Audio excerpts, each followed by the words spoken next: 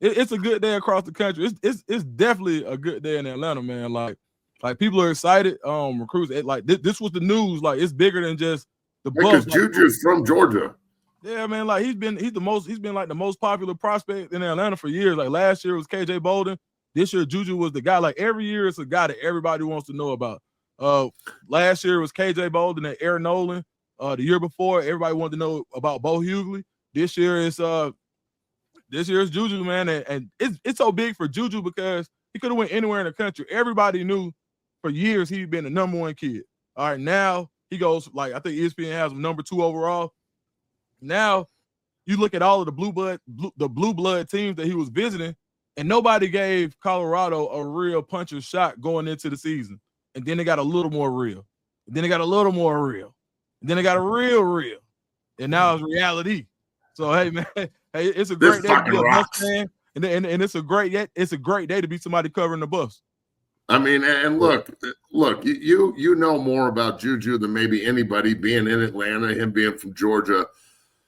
All the Buffalo fans out there, myself included, Bailey, everybody. I've met Juju twice at games. He seemed very eager and enthralled, and they were chanting his name, and he loved it. You were at that game.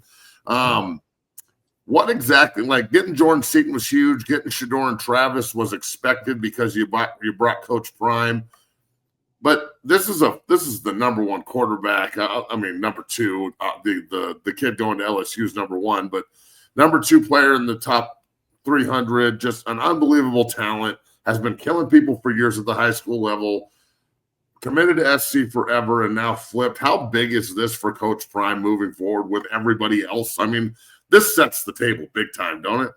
Now he's the guy, and when you talk about from Little League on up, he's always been the guy. And now people like I've got kids that are in college right now from the Atlanta area that are texting me, "Oh, Juju really went.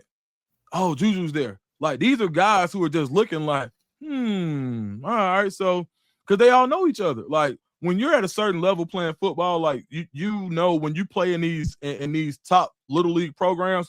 They're like baby, like IMGs. Like you got like one team can have 18 to 20 D1 guys on it now. So when Juju's been around this type of talent his whole life, to see that he's saying the Atlanta to Colorado pipeline is real.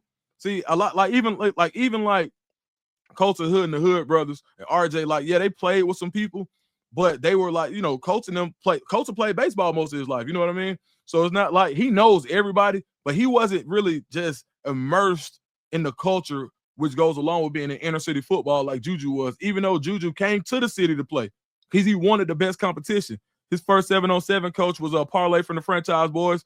He's the one who and he takes credit for giving Juju kind of his voice, like when he became a quarterback, to say, hey, bro, you one of us. Like, you got to go command the huddle.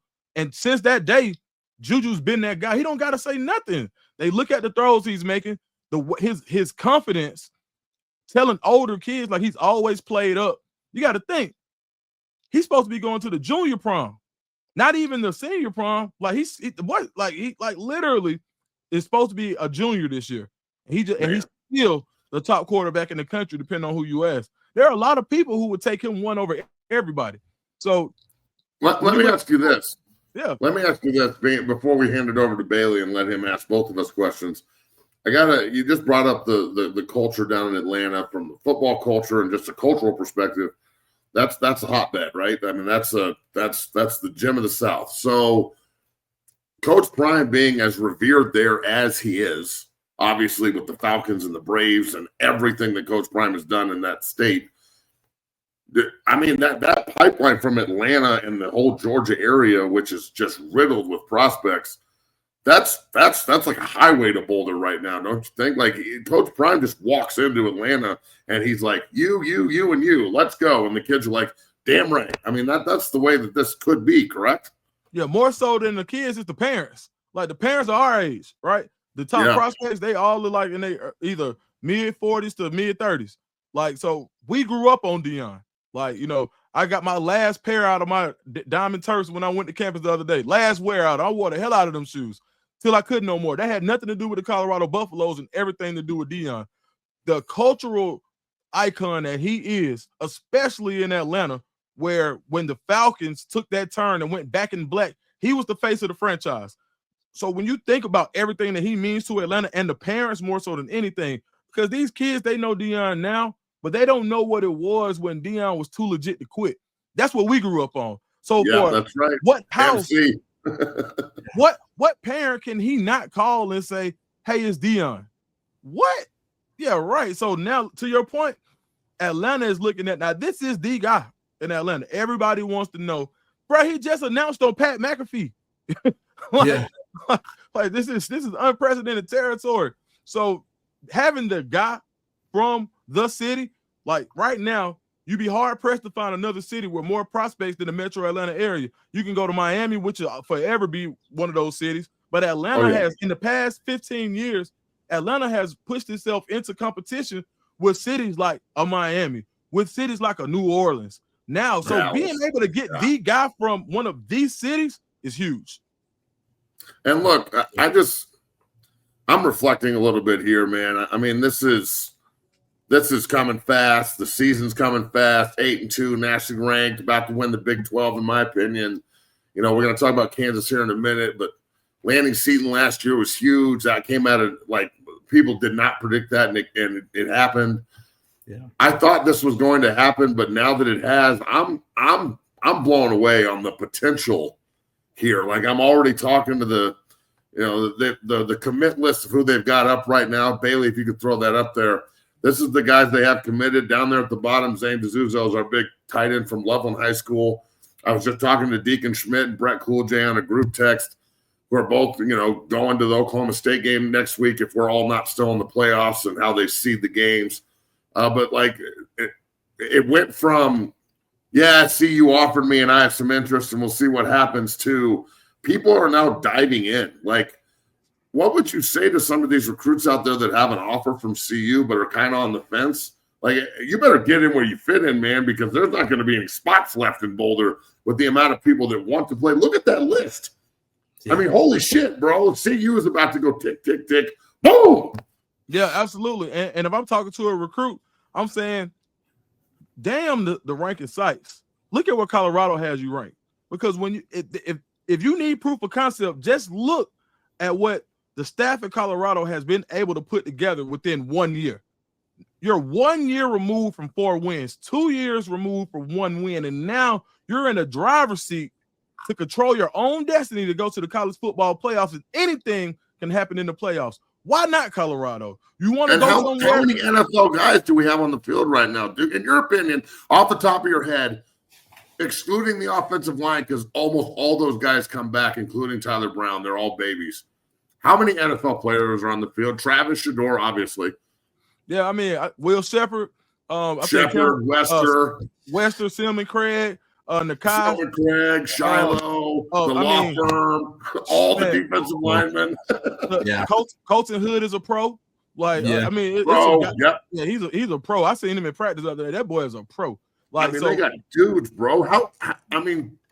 Holy shit, are we I said this yesterday on the show with Bucky Deion Sanders Jr., but I think we're setting this up for 20 years from now for documentaries to be made about the rise of the Buffaloes and Coach Prime and winning national titles and how he took over recruiting. Like, this is some revolutionary shit, bro, is it not?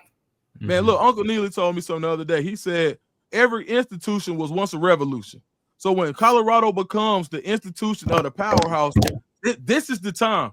The revolution is being televised. We are fucking man. Like we are here, dog. Like, I'm telling you, like, I'm so excited to be a part of it because, like, how can I sit and cry in the kitchen when you're looking at what's going on around you, dog? Like, bro, like, I'm literally watching something change. Nobody, a year from last year, you could have bet anybody was Julian Lewis going to Colorado, and you would have got every bet in the house. He ain't going there. When he was visiting Alabama and Auburn and all of the blue blood schools or whatever, the traditional powers, and going to Georgia and all of that, you could have, like, asked anybody. Things are changing. When the interest in Julian Lewis started this summer and all of that was going on, there wasn't the proof of concept yet. Nobody knew what Colorado was going to be except for people who knew what Colorado really had.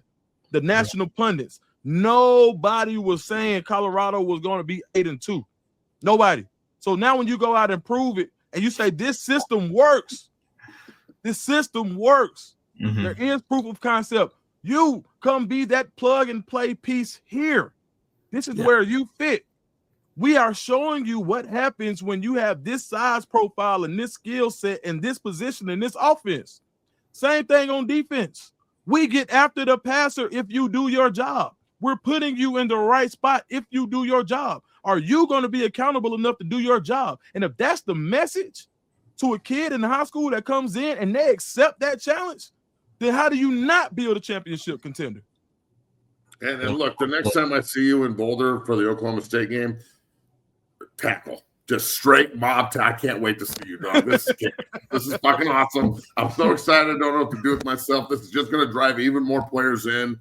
Like Absolutely. I said, I'm already talking to Deacon and Breck. Like, look, I'm telling both of them, like, look, guys, you have official offers from Coach Prime. What are you waiting for? Like, what the fuck, boys? Like, let's go. Let's make this happen. So, Bailey, I'll let you get involved here and ask some of these questions that you got on deck for both Dukes and I, and we'll keep this bitch rolling. But what a day today, Buffalo Country. What a day to bag Juju and get that kid in. I guarantee you the Smith kid is coming with him. I would assume, at least. He decommitted from SC as well. That is one big, good-looking offensive lineman as well. So the wheel just keeps on turning, boys. So